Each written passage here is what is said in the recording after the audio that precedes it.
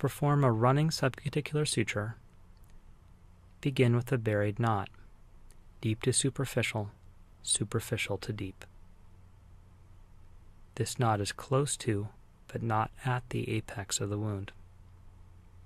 Typically, this knot is somewhat deeper in the dermis to allow it to be buried.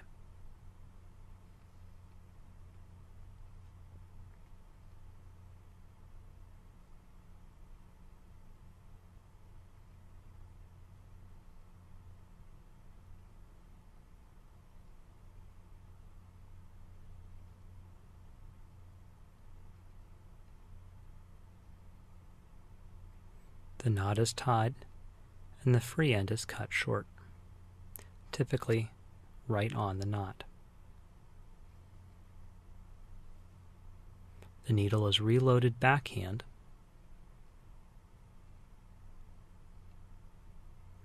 brought underneath the knot, and back up through the dermis at the very apex of the wound.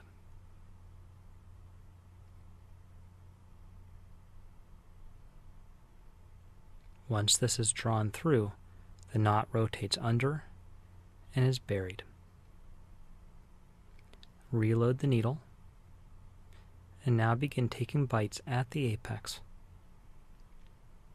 Unlike a simple suture, however, these bites are taken parallel to the skin rather than perpendicular, and are kept entirely within the dermis. Draw the suture through. The next bite should come across and just slightly back from the exit point of your last bite. Again, take a bite in the dermis that's parallel to the skin. Draw the suture through, and then come across and approximately 1/3 of the way back from the previous bite.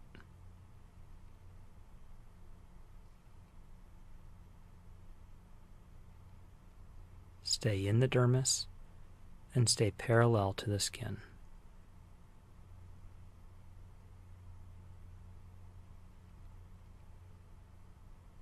Come across and 1/3 back to take your next bite.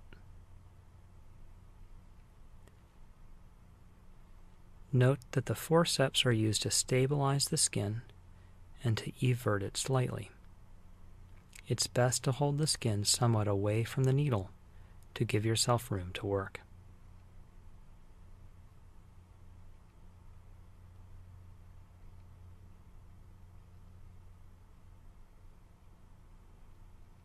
Continue taking bites all the way along the tissue.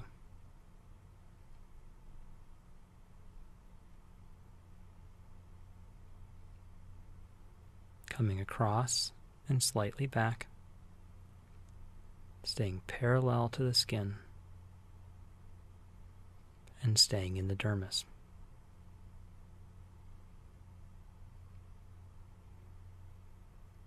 At the end of the incision,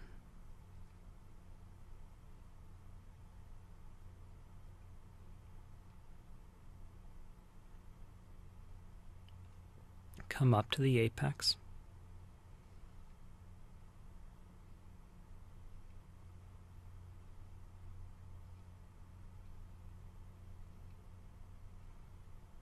take another bite directly across,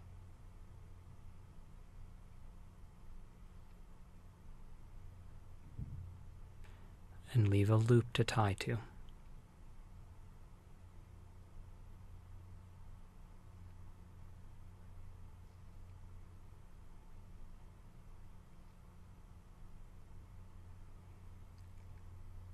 Perform your instrument tie.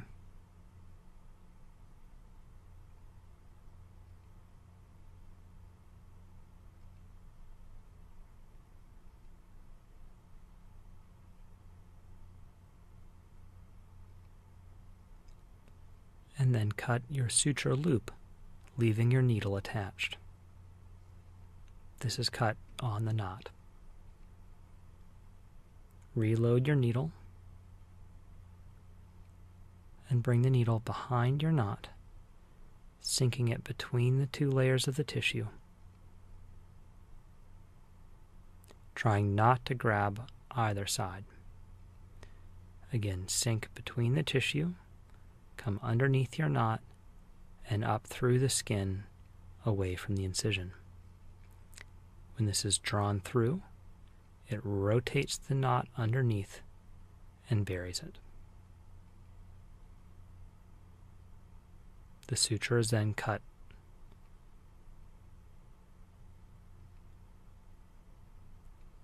And the tail disappears.